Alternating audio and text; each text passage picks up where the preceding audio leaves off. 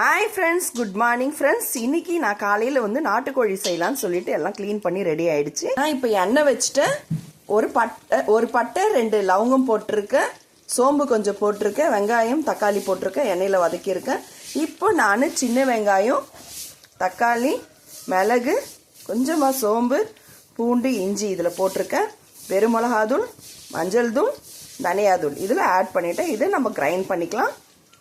நான் நல்லா மஞ்சள் போட்டு நல்லா க்ளீனாக கழுவி வச்சுக்கலாம். நல்லா க்ளீன் ஆகிடுச்சு. இப்போ நம்ம எண்ணெயில் போட்டுக்கலாம். நல்லா வதங்கிடுச்சு. இப்போ நம்ம சிக்கன் சேர்த்துக்கிறேன்.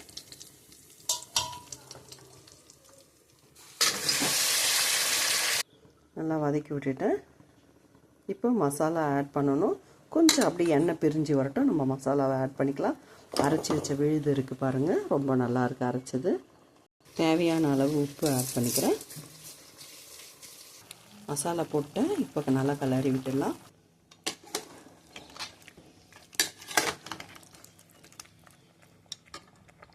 நல்லா வதங்கிடுச்சு. இப்போ நம்ம தேவையான அளவு தண்ணி போட்டுக்கலாம்.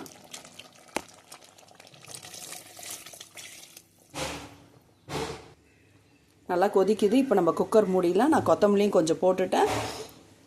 இப்போ குக்கர் மூடிட்டு ஒரு 5 விசில் வரட்டும். நல்லா இலை நாட்டுக்கோழிங்க. இது நம்ம எங்கள் வீட்டில் வயசானவங்க இருக்கிறதுனால நான் ஒரு 7-8 விசில் கூட வச்சுக்கலான் இருக்கேன். உங்களுக்கு விருப்பமாக 5 கூட வச்சுக்கோங்க. நல்லாயிருக்கு பார்க்குறதுக்கு. நல்லா இப்போ டேஸ்டெல்லாம் பார்த்துருங்க.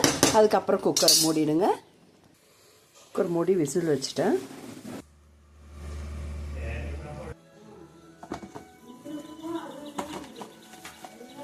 நாட்டுக்கோழி ரெடி ஆயிடுச்சு. பூரியும் ரெடி ஆயிடுச்சு. வாங்க ஃப்ரெண்ட்ஸ்.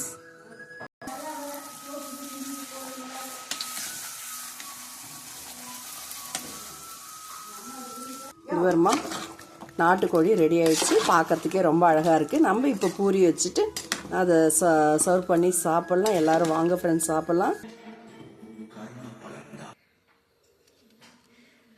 மார்னிங் பிரேக்ஃபாஸ்ட்டே நம்மளுக்கு பிடிச்ச மாதிரி நம்ம சாப்பிட்டோம்னா இன்னைக்கு டே ஃபுல்லாக அப்படியே எனர்ஜியாக இருக்கலாம் ஃப்ரெண்ட்ஸ். ரொம்ப சூப்பராக இருக்குது.